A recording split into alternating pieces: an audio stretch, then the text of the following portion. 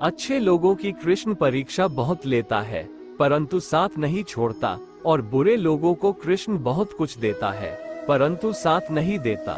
श्री कृष्ण कहते हैं, जिंदगी में दो लोगों का होना बहुत जरूरी है।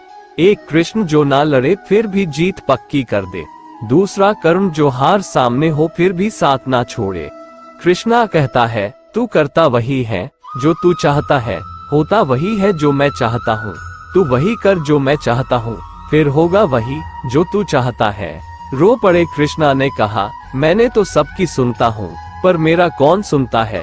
इंसान गलत कार्य करते समय बाएं दाएं आगे पीछे चारों तरफ देखता है, बस ऊपर देखना भूल जाता है। श्री कृष्ण कहते हैं कि जन्म लेने वाले के लिए मृत्यु उतनी ही निश्चित है जितना कि मृत होने वाले के लिए जन्म लेना। इसलिए जो अपरिहार्य है उस पर शोक मत करो। भरोसा अगर खुद पर रखो तो ताकत बन जाती है, और दूसरों पर रखो तो कमजोरी बन जाती है। आप कब सही थे इसे कोई याद नहीं रखता है, लेकिन तुम कब गलत थे इसे सब लोग याद रखते हैं। कृष्णा कहते हैं, मैं किसी के भाग्य का निर्माण नहीं करता और ना ही किसी के कर्मों के फल देता हूँ।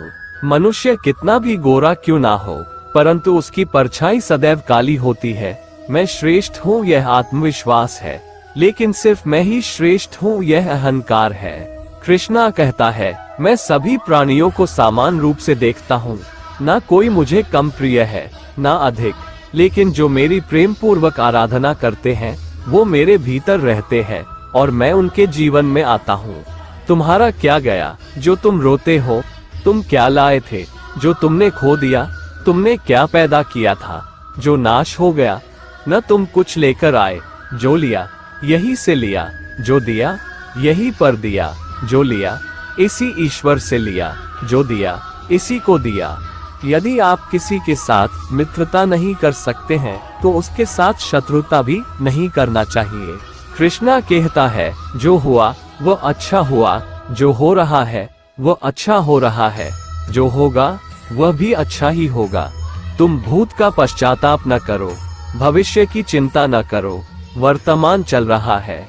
एक बार राधा ने कृष्ण से पूछा, प्यार का असली मतलब क्या होता है।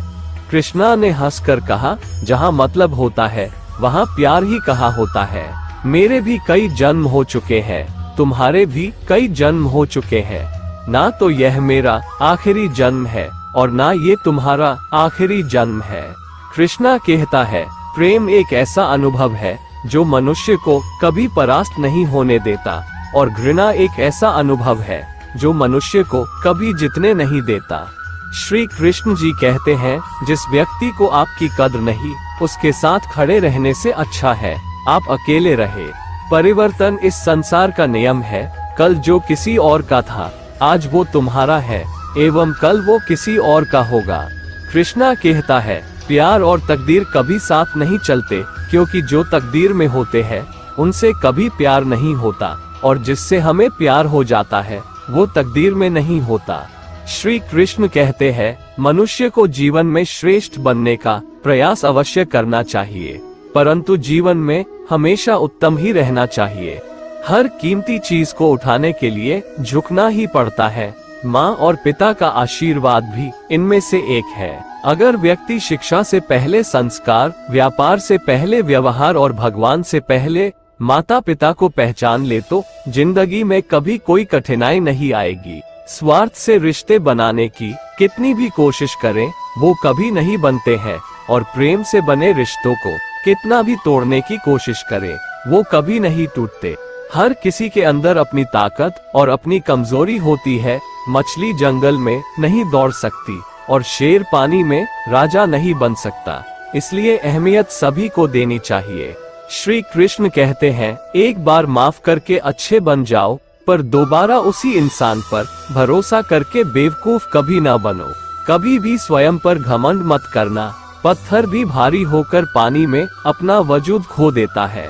हद से ज्यादा सीधा साधा होना भी ठीक नहीं, क्योंकि जंगल में सबसे पहले सीधे पेड़ों को काटा जाता है। कृष्णा कहता है, अच्छी किस्मत के लोग थोड़ा भी बुरा होने पर भगवान को कोसते हैं, और बुरी किस्मत के लोग थोड़ा भी अच्छा होने पर भगवान का स्मरण और धन्यवाद करते हैं। बुरे कर्म करने नहीं पड़ते, हो जाते हैं, और अच्छे कर्म होते नहीं, करने पड़ते हैं। कृष्ण कहते हैं, अहंकार मत कर, किसी को कुछ भी देकर, क्या पता तू दे रहा है या पिछले जन्म का कर्जा चुका रहा है। जिंदगी के इस रण में खुद ही कृष्ण और खुद ही अर्जुन बनना पड़ता है।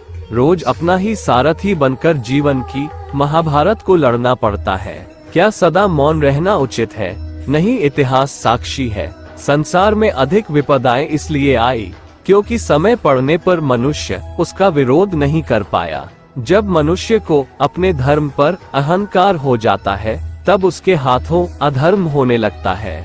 ये सच बात है कि भूल करके इंसान कुछ सीखता है, परंतु इसका यह मतलब नहीं कि वो जीवन भर भूल करता रहे और कहे कि हम सीख रहे हैं।